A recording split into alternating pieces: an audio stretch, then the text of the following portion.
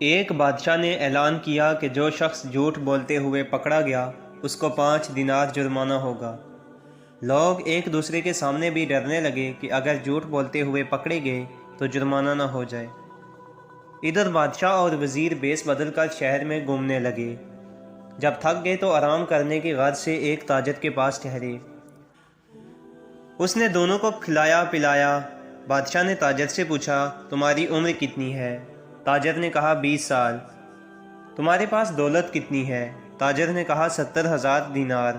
بادشاہ نے پوچھا تمہارے بچے کتنے ہیں؟ تاجر نے جواب دیا 1۔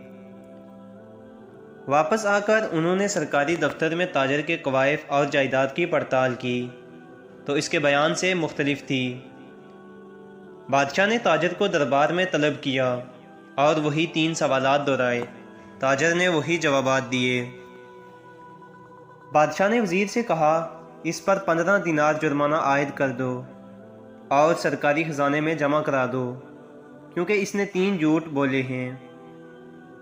سرکاری کاغذات میں اس کی عمر 35 سال ہے، اس کے پاس 70,000 دینار سے زیادہ رقم ہے اور اس کے 5 لڑکے ہیں۔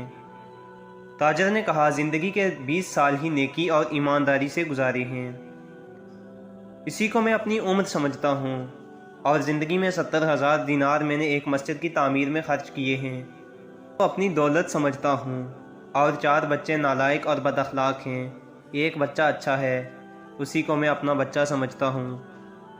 یہ سن کر بادشاہ نے جرمانے کا حکم واپس لے لیا اور تاجر سے کہا، ہم تمہارے جواب سے خوش ہوئے ہیں، وقت وہی شمار کرنے کے لائق ہے جو نیک کاموں میں گزر جائے، دولت وہی قابل اعتبار ہے جو رائے خدا میں خرچ ہو، اور اولاد وہی ہے جس کی عادتیں نیک ہوں۔